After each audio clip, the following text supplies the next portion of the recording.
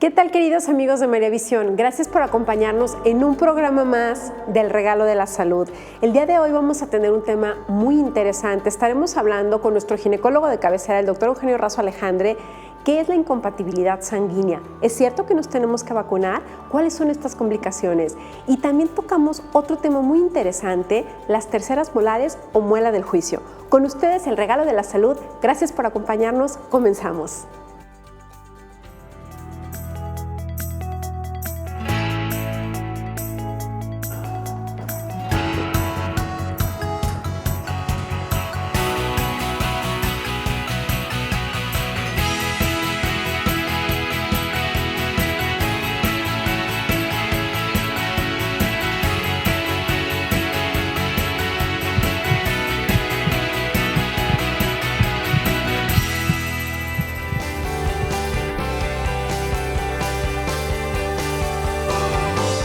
Es un gusto, como siempre, iniciar el día acompañado de usted, acompañado de su familia. Gracias por permitirnos entrar a sus hogares y ayudarlo a que usted y su familia se mantenga saludable. Y como es nuestro compromiso, preparamos temas de interés que usted nos solicita a través de las redes sociales, a través de llamadas telefónicas, y es por eso que lo invitamos a seguir participando en su programa El Regalo de la Salud a través de nuestra línea de la salud de WhatsApp, la cual es más 521 33 22 40 13 74. La confirmo, más 521 33 22 40 13 74. Esta línea que está abierta para usted, para su familia, para recibir sus comentarios, sus mensajes, sus dudas, sus inquietudes, todo aquello que a veces no sabemos si es cierto, si es un mito, si es verdad o qué podemos hacer. Gracias a nuestros amigos de Zacatecas, gracias por sus muestras de cariño, Guanajuato, Uruapan, bueno, toda nuestra hermosa República Mexicana, también Miami, a nuestros amigos de España, y este programa es para usted. ¿Qué le parece si lo iniciamos compartiendo esta reflexión? Bueno, la reflexión es, ¿qué es lo que vamos a hacer nosotros? Vengan, volvamos al Señor. Él nos ha desgarrado, pero nos sanará. Ha golpeado, pero vendará nuestras heridas. A veces nos sentimos solos, nos sentimos tristes, nos sentimos humillados, nos sentimos desamparados, pero en esos momentos en los que estamos pasando por una situación difícil, por algo que desgarra nuestra alma, hay que detenernos a pensar, y ¿sabe qué? No sufrir por sufrir, sino que nuestro día, lo que estamos pasando, nuestros miedos, inseguridades, los tengan un valor, tengan un propósito. Decirle, Señor, no entiendo lo que estoy pasando, pero dime qué puedo hacer con esto para acercarme más a ti y para acompañarte en la cruz. Tenemos ya este tiempo que nos invita a reflexionar, este tiempo que nos invita, que nosotros tenemos que hacer un alto en nuestras vidas y sinceramente desde el corazón pensar qué es lo que estamos haciendo para contribuir a que nuestra familia, a que nuestros corazones, las almas de todas aquellas personas que están cercanos a nosotros, realmente pues tengan esa pausa en este día a día que a veces vivimos corriendo, las clases, la comida, el trabajo, y en ese ajetreo diario, ¿qué tiempo tenemos para Jesús? ¿Qué tiempo tenemos para tener una intimidad con Él, una comunicación? A veces decimos que no sabemos cómo orar, que no sabemos cómo conducirnos al Señor. Nosotras como mujeres, nosotras como mamás tenemos esa gran responsabilidad. ¿Y sabe qué? Tenemos que hacer valer. Recuerde, la mujer es el canal de la benevolencia al Señor. ¿Qué estamos haciendo nosotros por construir familias saludables, familias espirituales que le digan sí al Señor?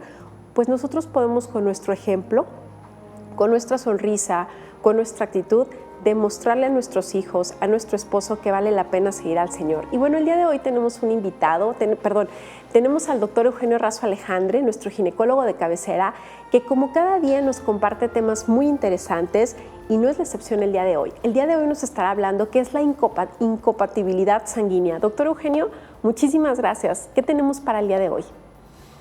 Tenemos muchas cosas. Ya ves, que muy bien, doctor, ¿y qué nos va a compartir? No, vamos a hablar de lo que llamamos la incompatibilidad. Esta incompatibilidad puede ser al grupo IRH, ¿sí? Así lo vamos a llamar. ¿Qué quiere decir esto? O a la sangre o a una porción de la sangre que le llamamos RH, que es lo que todos nosotros tenemos, que se le llama RH positivo o RH negativo. Y han de decir, bueno, ¿y eso es peligroso, no es peligroso? Depende desde el punto de vista que uno lo quiera ver. Podemos tener incompatibilidades a grupo sanguíneo en el cual tu bebé, cuando ya nazca, puede llegar a tener cierta alteración, ya lo va a ver tu pediatra, el neonatólogo, y te va a decir que necesitamos hacer ciertos estudios, etc. Pero cuando estamos hablando de una incompatibilidad al RH, que verdaderamente me gustaría así como aclarar, así como estamos viendo estas imágenes de ultrasonido, ¿sí? En la mamá, ¿sí? Esta incompatibilidad literalmente al RH, ahí estamos viendo la sangre, y es lo que nosotros vamos a decir RH positivo o RH negativo. RH positivo, para entenderlo todo, vamos a decir que es que una persona tiene un piquito en la sangre. Vamos a poner ese ejemplo. ¿Ok? Y un RH negativo quiere decir que no tiene este piquito en los glóbulos rojos, ¿sí? En los eritrocitos, en la sangre. ¿De hecho? Entonces, ¿qué es lo que nos va a interesar a nosotros? Que cuando estamos haciendo un interrogatorio en la primera cita en la cual la paciente va a ir, tu médico te va a preguntar, es muy importante que te pregunte qué tipo de sangre tienes y si esta futura mamá o esta mamá es RH positivo o RH negativo. ¿Ok? Entonces, ya en el momento que tu mamá le dices a tu doctor, soy RH negativo, ¿ok? Quiere decir que ella no tiene este piquito en los eritrocitos en la sangre. Por lo tanto, ¿sí? Su bebé puede o no tenerlo. Hay que preguntar si el papá es RH positivo, RH negativo, etcétera, aparte del tipo de sangre que vamos a ir valorando. Ok, si el papá es RH positivo, vamos a decir que el bebé tiene un riesgo de ser positivo, ¿ok? De cuando nazca, ¿sí? Cuando se esté desarrollando dentro de la mamá, su sangre va a tener este tipo de RH, este piquito en los eritrocitos en la sangre. ¿Qué es lo que va a pasar? Muy bien. Todas las pacientes que es su primer bebé, ¿ok? Y son RH negativo, ¿sí?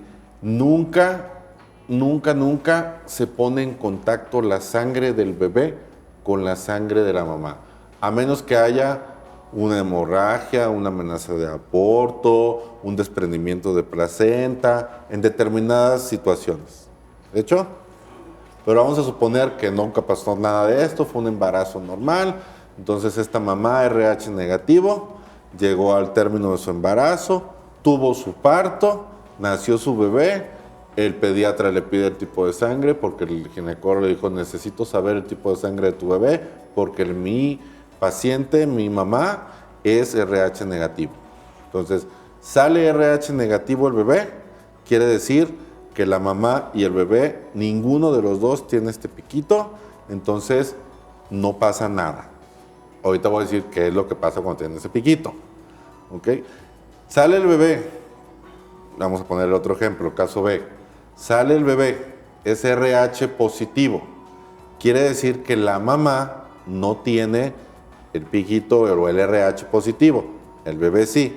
Ya se puso en contacto la sangre con la mamá, entonces el cuerpo de la mamá va a desconocer ese tipo de sangre, ese RH, y va a hacer defensas contra la sangre. Va a hacer defensas contra los eritrocitos. ¿Ok?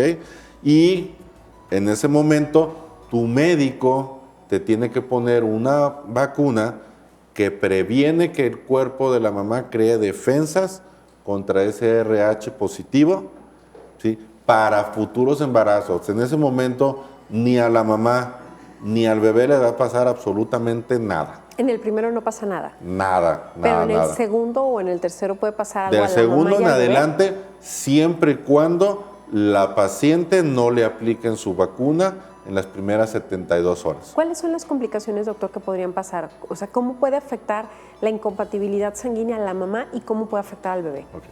Segundo embarazo, rápidamente, llega el embarazo, esta mamá, a este doctor se le pasó ponerle la vacuna, el bebé vuelve a ser RH positivo, no hay una manera en que nosotros vayamos a ir a ver qué tipo de sangre tiene el bebé, a menos que le hagamos una cordocentesis, que es sacarle sangre del cordón umbilical al bebé dentro de la mamá para saber el tipo de sangre. Complicaciones, pero ¿no? eso es otro tema, ¿ok? Entonces, llega el bebé, la mamá no fue vacunada, por lo tanto tiene defensas contra el RH, ¿ok? Entonces, estas defensas, cuando atraviesan la barrera placentaria, la defensa que tiene el bebé contra lo que usted guste, llegan estas defensas, pasan esta barrera placentaria, llegan al bebé porque están circulando por todo el cuerpo de la mamá y dicen, hey, aquí hay RH positivo. Entonces le dan una alerta a la mamá, le dicen, aquí tenemos este RH positivo y para tu cuerpo es desconocido, entonces hay que atacarlo. Entonces las defensas de la mamá empiezan a crecer, van y atacan al RH positivo. ¿En dónde está ese RH positivo? En la sangre, en los eritrocitos. Entonces estas defensas llegan, atacan los eritrocitos y entre comillas vamos a poner que los destruyen. Entonces, ¿qué le pasa a una persona que está perdiendo sus eritrocitos? Se pone anémico. Entonces, el bebé empieza a tener una anemia fetal. ¿Qué le pasa a una persona cuando tiene anemia? Principalmente a un bebé o a un adulto o a la persona que ustedes quieran. Le empieza a crecer el hígado, empieza a tener, no dificultad respiratoria porque el bebé no respira, se empieza a hinchar, se empieza a inflamar, a hacer un edema generalizado y eso se llama un hidrops fetal. Entonces, todo esto va avanzando con el tiempo y ese bebé hidrópico, le decimos nosotros, puede llegar hasta fallecer dentro de la mamá. ¿Y todo esto lo podemos valorar nosotros mediante un ultrasonido? O sea, es decir, Sí. ¿se puede prevenir, se puede tratar? El doctor tiene que estar al pendiente de saber qué es lo que le está pasando a esa mamá. Entonces, con el simple hecho de que le diga, es RH negativo, ya tuvo bebés y no fue vacunada, hay que hacer ultrasonidos más seguido y otras pruebas de sangre específicas para ver que a ese bebé no le esté pasando nada. Porque puede ser como muy ligero y pasar desapercibido, como puede ser que en el ultrasonido te des cuenta de cómo el bebé está todo hinchado, tiene líquido por todos lados, en los pulmones, en el corazón, edema generalizado, en el abdomen ascitis, y eso se va a ir complicando porque va a ir avanzando esta enfermedad. Obviamente hay tratamientos que se pueden hacer, etcétera. Pero ¿Cuál sería el tratamiento, doctor? Pues verdaderamente uno, si llega a pasar esto, doctora, Sí. quiere decir que fue perdonando la palabra, literalmente un descuido del médico que te atendió, ¿eh? Ok. Aquí no hay ni margen de error. Lo tenemos que Porque preguntar. Esta enfermedad que se llama inmunización al RH, ¿sí? Que es una alteración de sangre, etcétera, ya no debería existir en esta época, porque se puede prevenir con el simple hecho de vacunar a la persona en los primeros 3 días después de que tenga su bebé, su cesárea, etcétera. Y cualquier procedimiento que se le realice a una persona embarazada de RH negativo se tiene que vacunar. Así haya tenido, primero Dios no, pero una pérdida gestacional, un aborto. ¿Puede sí. ser por esto, por la incompatibilidad o la inmunización fetal? ¿Me puede dar? Puede riesgo de darse, aborto pero o no? sería raro. Ok. Ok, o sea, pero tuvo un embarazo, lo perdió, hay que vacunarla porque tú no sabes qué tipo de sangre tenía el bebé. Y acuérdense que el corazoncito del bebé, tubo cardíaco, etcétera, empieza a latir a los 21 días posgestacionales. A los 21 días. Entonces, por ejemplo, si yo tengo la duda de que el corazón de mi bebé está funcionando adecuadamente, ¿en qué semana debo de revisar el corazón y con qué tipo de estudio? Bueno, ahí ya nos salimos un poquito, pero si tú quieres valorar un corazón de tu bebé, un ecocardio, necesitaríamos hacerlo en la semana 18, 22 o el famoso eco estructural que es entre las 20 y 24 semanas gestacionales. Teóricamente, o bueno, no teóricamente, una persona que esté capacitada para realizar un ecocardio puede revisarlo desde la semana 12, 14 de gestación. Pero de ahí va a ir avanzando o cambiando de acuerdo a cómo se va desarrollando. Pero el corazón es otra historia. Otra, ok. Y entonces, doctor, las recomendaciones, como usted nos estaba diciendo, para prevenir estas complicaciones por una isoinmunización, ¿cuáles serían en resumen? ¿Qué es lo que yo como mamá, si tengo la duda de ser un factor RH negativo, qué es lo que tengo que tener yo en mente y qué es lo que mi ginecólogo me debe de pedir? Fíjense qué difícil va a ser esa respuesta, pero difícil, ¿eh? No me tienes que decir a tu doctor, doctor, soy RH negativo. Ya, eso es todo, mamá.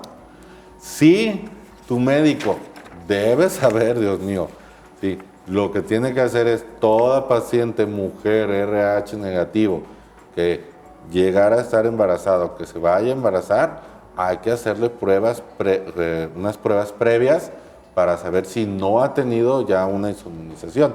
Para esto obviamente tiene que haber cruzado con algún embarazo. Y obviamente como buena mamá, buenos papás, ellos mismos deben de saber el tipo de sangre que ya tiene tus hijos, eso es obvio, ¿sí? Y si alguno de tus hijos fue RH positivo y tu mamá, tienes que ser RH negativo, ¿sí? Si alguno de tus hijos fue RH positivo, entonces forzosamente y no sabes si te vacunaron sí o no, te tienes que hacer pruebas antes de tu siguiente embarazo para prevenir todo este curso de Es decir, enfermedad. no siempre el bebé va a ser RH positivo. Hay ocasiones en las que no va a haber ningún problema porque el siguiente bebé va a ser RH negativo. Sí, o sea, Ok. si la mamá es RH negativo y los hijos son RH negativo, No hay problema. nunca pasó porque nunca tuvo en contacto. Mamá RH negativo, siempre. Pero hijo RH positivo, se tuvo que haber vacunado. Punto. Oiga, pero es que no pasó nada. Te tenían que vacunar. No existe el sí o el no. Te tenían que vacunar en las primeras 72 horas posteriores al parto, cesárea, de grado, etcétera, que hayas cursado. Ok, pues muchísimas gracias, doctor Eugenio, como siempre, por acompañarnos con temas tan interesantes, temas de salud para la mujer que quiere estar bien y que su familia también se encuentre saludable. Y regresando de esta breve pausa, vamos a estar hablando qué son las terceras molares o muelas del juicio, porque a veces tenemos muchas dudas. Si ese dolor que tenemos es por una caries, es por una muela, si es cierto que me la tienen que quitar. Entonces, bueno, el día de hoy vamos a despejar y a responder todas las inquietudes que usted tenga acerca de las terceras molares.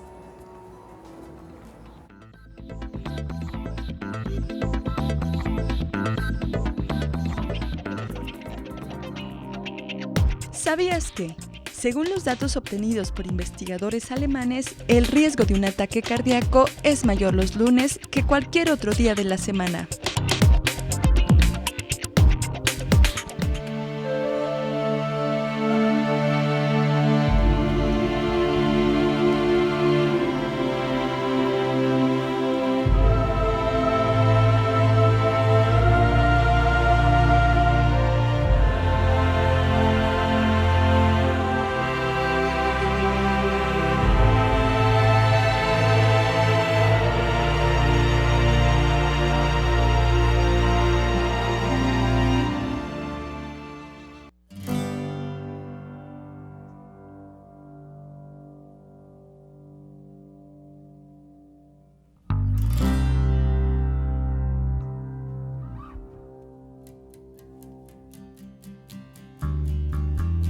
Y en este caso pues yo le hice un león. Pues nos pidieron que en cada dibujo cada quien pues expresara, ¿no? Sí. Como quien dice, hacer el dibujo que fueras tú. Y pues yo escogí el león porque pues para mí el león es fuerza y es lideresa. ¿Qué le dirías a él ahorita? Pues si nos está viendo, pues que de allá arriba nos ayude a superarnos a cada quien, ¿no? Que es la meta que nosotros tenemos, llegar a ser alguien, ser grandes en esto que nos gusta, pues en lo que viene siendo el graffiti.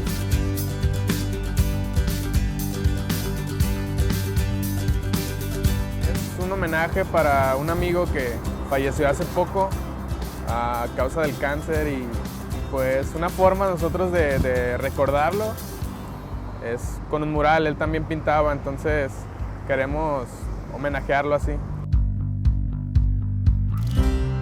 Vamos a hacer un mural en honor a un amigo, paz descanse, Instinct.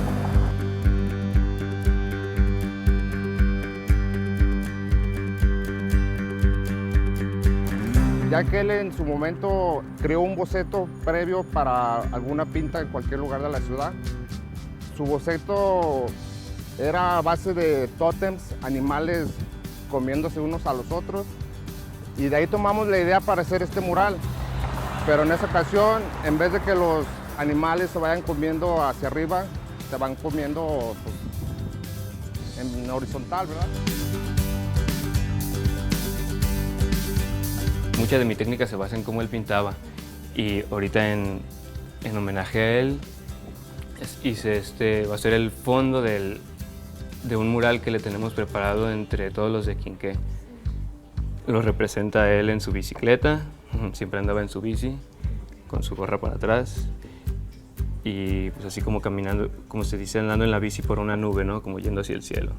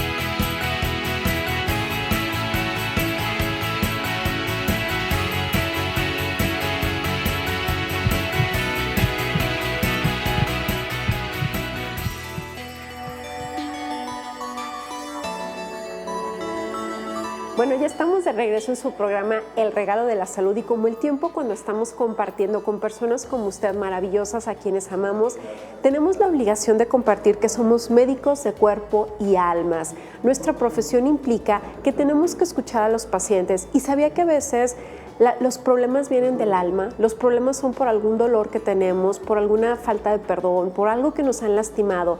Dejemos todo en esta cuaresma, en esta etapa de sacrificio, en esta etapa de reflexión en manos del Señor. Y bueno, yo de manera breve le quiero compartir que hay una película que usted puede aprovechar para ver con su familia en este tiempo de reflexión.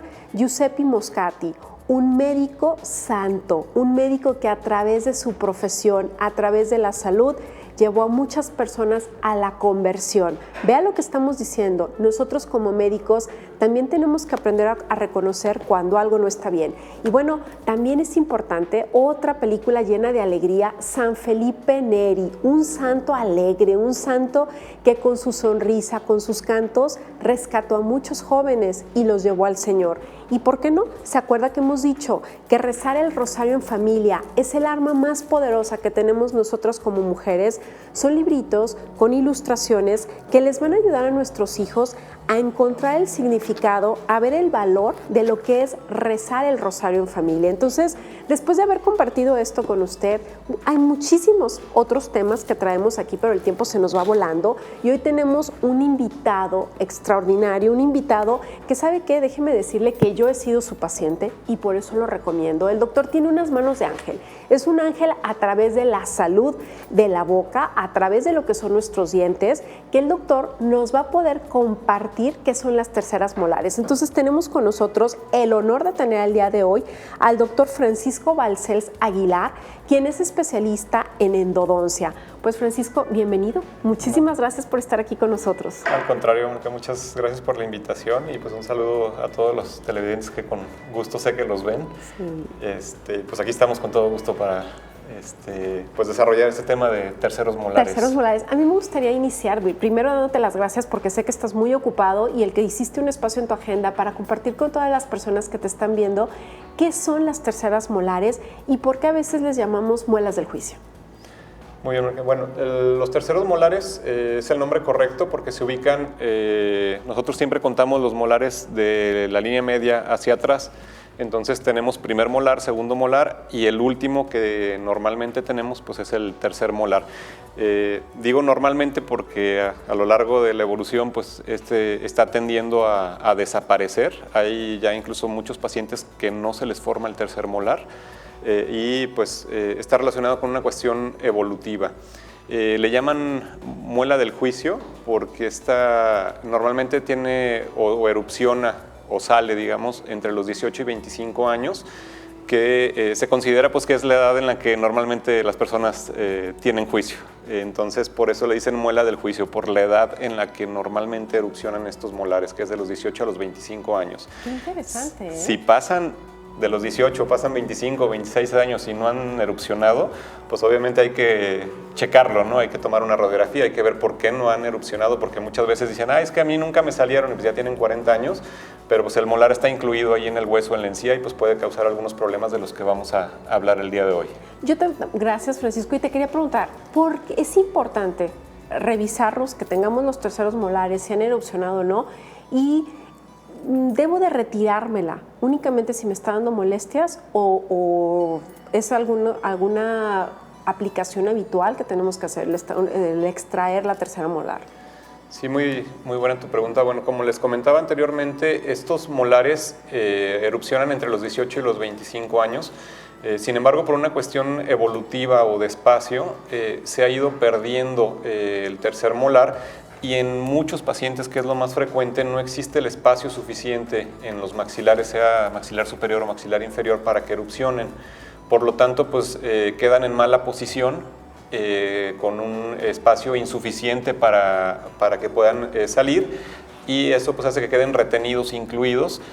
Muchas veces no dan síntomas, y desgraciadamente cuando dan síntomas es porque ya existe un daño, ya sea en esa zona, una infección o algo que pues no nos gusta mucho ver que también sucede, pues es que este molar, por la situación o la ubicación que tiene, llega a dañar al molar de adelante. Entonces ya no nomás tenemos que extraer un tercer molar, tenemos que extraer un segundo molar y un tercer molar, porque el daño pues ya es a ambos molares. ¿Lo estamos viendo ahí en las imágenes, Francisco? Sí, exactamente. Bueno, aquí estamos viendo lo que sería un molar incluido. Está en una mala posición, está prácticamente totalmente horizontal, y eso hace pues que sea una zona muy susceptible a infecciones, ya que en esta zona que vemos aquí entre el segundo molar y el tercer molar, llega a impactarse también el alimento, puede llegar a formar una caries entre estos dos molares, y una caries a nivel radicular o a nivel de la raíz del segundo molar termina en una extracción de ambos molares. Entonces el paciente puede, repito, durar años sin tener ningún síntoma, pero cuando existe un síntoma es porque ya hay un problema. Entonces, prácticamente por prevención, aunque no existan síntomas, contestando tu pregunta, pues lo ideal, sobre todo cuando están en mala posición, es extraer estos molares. De tal manera, pues, como lo platicábamos la vez pasada, que me hiciste favor de invitarme con todo gusto, pues principalmente nos enfocamos en la prevención, ¿no? Realmente podemos o hacemos muchos tratamientos correctivos, sin embargo creo que lo ideal siempre es prevenir este tipo de padecimientos. Es muy sencillo, un joven de 18, 25 años no tiene síntomas, no tiene molestia, pues una consulta dental, su limpieza que tenemos que hacer cada año, y bueno, pues si vemos o sospechamos de esta situación, pues mandar tomar una radiografía para ver exactamente dónde están, cómo están, si los tiene o no los tiene, porque a veces el paciente dice, me los van a tener que quitar, pues no, ni te los tenemos que quitar porque no los tienes, ¿no? Sí. O tienes dos no se formaron, otros dos sí, y como les comentaba, esto está relacionado con una cuestión evolutiva. Anteriormente, o hace pues, cientos de años, la dieta normalmente pues había menos alimentos procesados, menos comida rápida, mordíamos cosas más duras, más directas, de pues la zanahoria así sin cocer, la carne un poquito más dura, y ahorita pues ya todo es de repente más blando, y eso hace que los maxilares se desarrollen o tengan menos desarrollo más bien, y eso hace que no exista el espacio suficiente para que puedan erupcionar estos terceros molares. Si están bien erupcionados, en buena posición, contactan con el de abajo, el paciente no se muerde, no tiene ningún problema, no es necesario quitarlos, o sea, no por el simple hecho de tenerlos los tenemos que quitar, pero cuando están en mala posición o sospechamos que puede haber algún problema, definitivamente lo ideal es retirarlos. ¿Qué porcentaje, Francisco, las personas vamos a tener problemas de terceros molares? Y otra pregunta, ¿esto tiene alguna implicación genética? Si mi papá tuvo problemas con los terceros molares o venían en una mala posición, o mi abuelita, ¿yo también puedo tener ese riesgo o no?